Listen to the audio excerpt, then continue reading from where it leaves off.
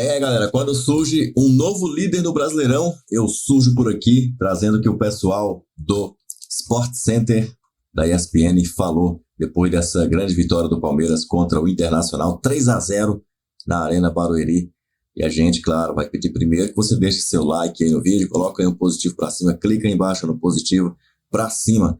E também, claro, já peço um comentário aí, o que você achou dessa grande vitória do Verdão, 3-0 e liderança confirmada aí, pelo menos até amanhã, né? Tomara que os resultados aconteçam indo favorecendo, né? Tomara que o Inter não, ele já perdeu. Tomara que o Grêmio não vença o Corinthians. Não tô torcendo pro Corinthians não, tá? Para mim que fique o empate tá ótimo. Tomara que o time do Botafogo perca, como eu prevejo há muito tempo aí, para o Red Bull Bragantino, em Bragança. E eu poderia dizer para você que já aconteceu um dos melhores resultados da rodada, antes mesmo do jogo do Palmeiras. O empate entre Flamengo e Fluminense. O Fla-Flu acabou 1-1. E aí o Flamengo termina com 57 pontos, bem atrás do Palmeiras, que já está com 62.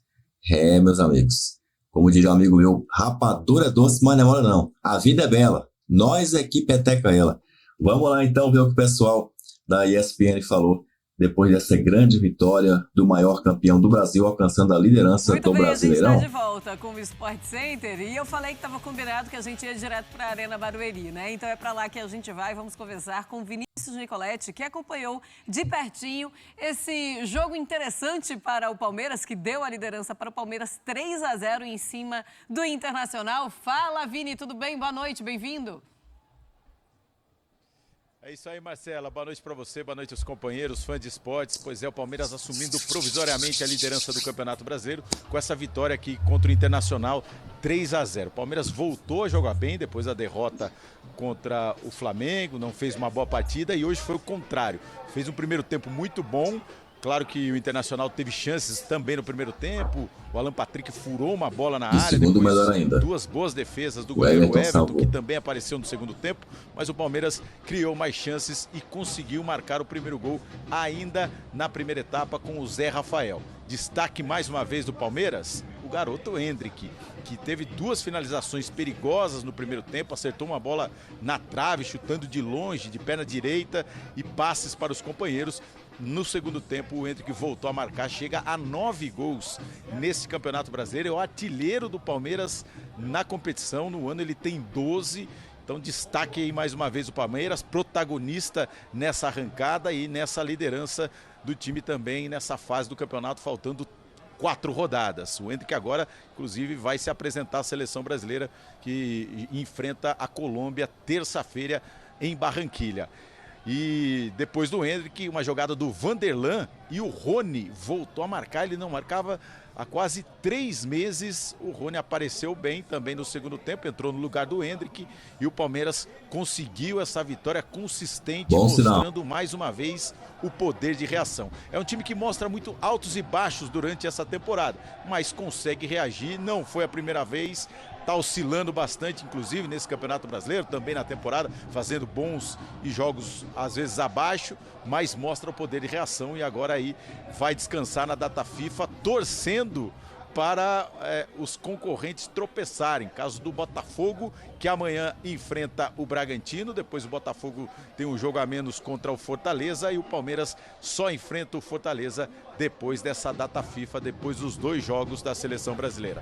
Torcendo para morrer nessa data FIFA, né, na liderança do Campeonato Brasileiro. Por enquanto é o líder com 62 pontos, 4 rodadas para o final. Palmeiras tem Fortaleza, América e Fluminense. Fluminense em casa, os 2 jogos em casa, América e Fluminense, e fecha o Campeonato Brasileiro contra o Cruzeiro em Belo Horizonte. O Internacional estaciona nesses 43 pontos, precisa de mais uns pontinhos para se livrar de vez desse risco do rebaixamento, mas está pensando na Copa Sul-Americana. E um detalhe, né? O Internacional pode ser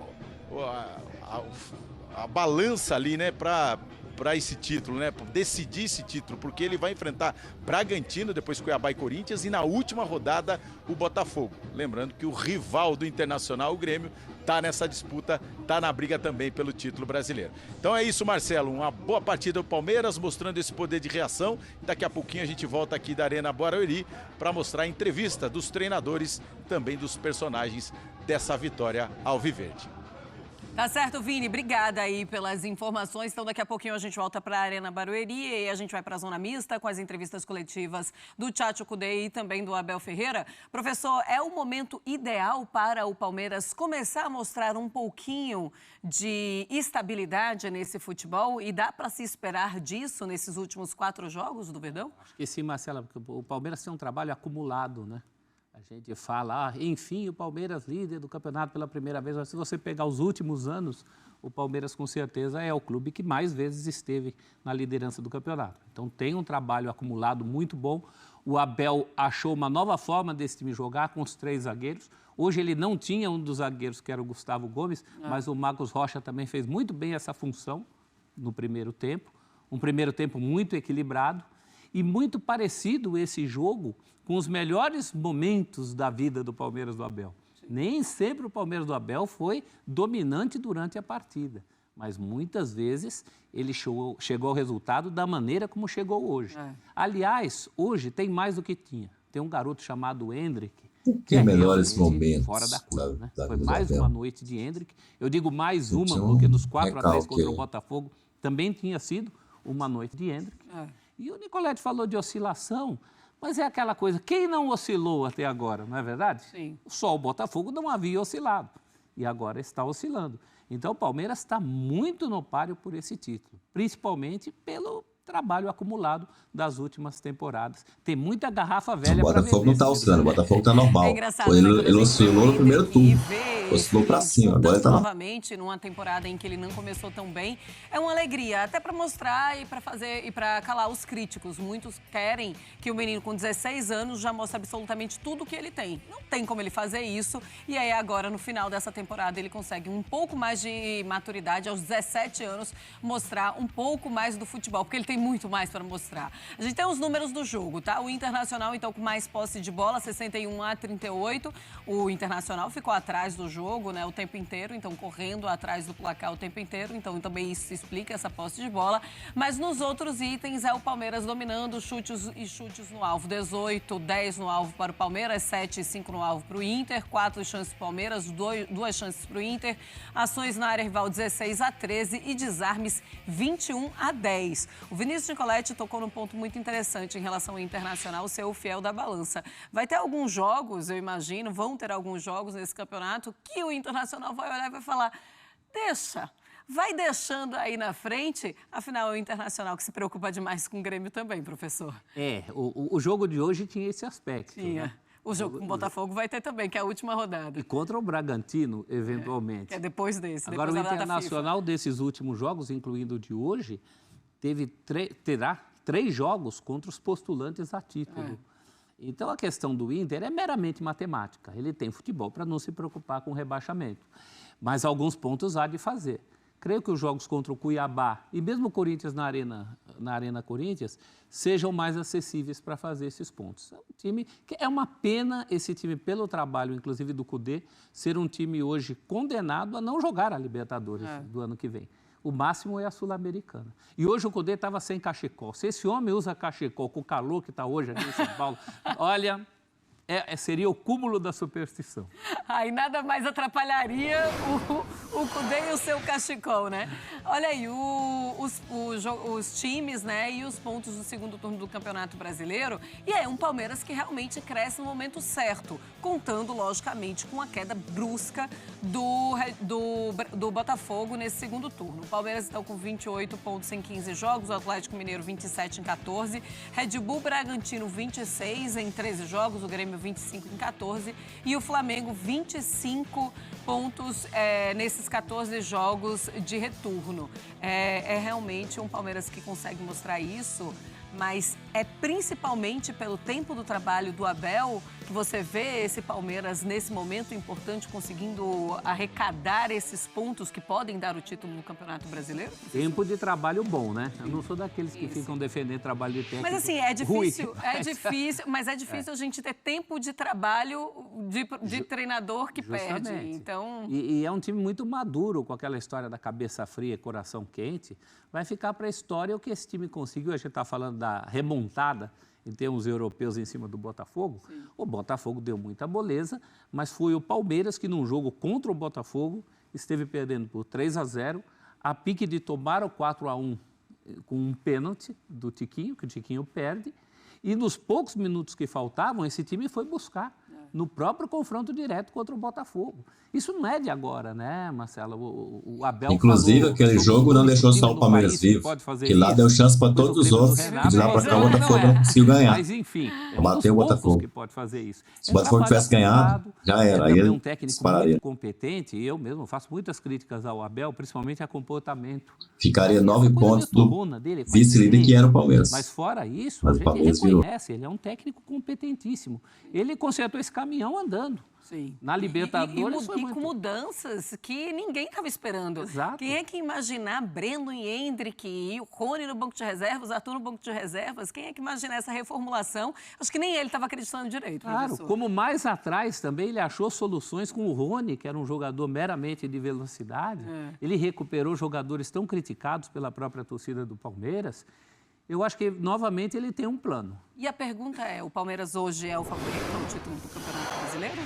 Eu acho que, pelo que vem demonstrando, o Red Bull Bragantino tem um futebol... Calma, a gente tem que esperar a rodada acabar.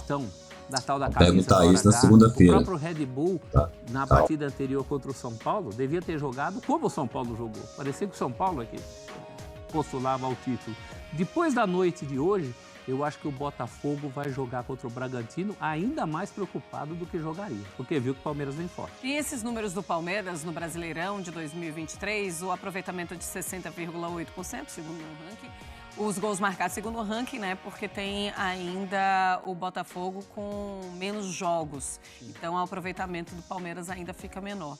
Gols marcados, 56, saldos de gols, 26, e é o primeiro no saldo de gols. Chutes por jogo, 16 é o segundo. Grandes chances por jogo, 3,5 é o segundo. Chutes sofridos por partida, 11,2 também é o segundo. Ou seja, está sempre ali também na parte de cima do ranking da tabela. A pergunta é, quem é o primeiro? Sendo que é um daqueles times que também dividia suas atenções com a Libertadores. Como aconteceu com o Internacional, como aconteceu com o Clube. Primeiro Botafogo, mas até Bragantino ou Atlético? A maturidade desse trabalho do Abel. É o time mais equilibrado nas duas frentes. Aconteceu na Libertadores de não passar por um Boca que é reconhecidamente um dos menos fortes de todos os tempos. O Abel também foi muito criticado por isso. Acho que num determinado momento ele foi vítima de um efeito dominó ao perder o Dudu. Ele mexeu demais, mexeu no Arthur. Todo um efeito dominó naquele time que acabou não dando certo. Deu certo até mais tarde demais, só no segundo tempo daquele jogo. Né? Mas aquilo foi uma exceção, um ponto fora da curva desse trabalho. Insisto, é o trabalho mais consistente. O trabalho do Red Bull Bragantino também é consistente, mas é um outro tipo de situação, um outro tipo de pressão, um outro tipo de exigência desse time silencioso que é o Red Bull Bragantino. Silencioso, é uma boa. E tem o Grêmio do Renato também muito vivo. Amanhã terá mais uma prova de fogo, mais um jogo difícil. Vamos ver aí quem é que tem mais garrafa velha para vender. Eu acho que dá Palmeiras. Qual o trabalho de treinador, o melhor trabalho de treinador nessa temporada, professor? Olha, durante o campeonato, eu gosto muito do trabalho do Pedro Caixinha. Tenho acompanhado o Bragantino mais de perto, até pelas notas que dou na bola de prata para o time do Bragantino. E é um time que não é de agora, vem sendo muito consistente, tem um elenco com boas opções de jogadores de velocidade pelos lados. 6 derrotas apenas do Bragantino. É um elenco muito bem montado. Palmeiras, o trabalho do Caixinha é melhor do que o trabalho do Abel? Neste ano, acho que sim. Botafogo e Atlético 9. O Abel tem muito potencial para atropelar na reta. Agora ele pode passar Caixinha, pode passar todo mundo e se sagrar campeão. Mas como é um campeonato de regularidade, e o Botafogo agora está sofrendo com a irregularidade na reta final, a regularidade é até o fim, né?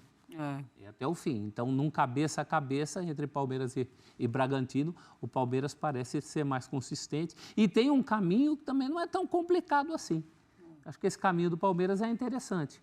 Um América já rebaixado, um Fluminense de férias até pensado no Mundial de Clubes. Sim. Talvez uma dificuldade grande seja um desesperado Cruzeiro na última rodada. Mas, em comparação com o caminho dos outros, o caminho do Palmeiras é bem promissor. Vamos lá, olha, Fãs de Esportes, a gente vai fazer o seguinte, a gente vai falar de Fla-Flu agora, daqui a pouquinho a gente vai ouvir o Abel Ferreira, a gente vai ouvir o Tchatcho Kudê e os jogadores que passarem ali na zona mista, tá?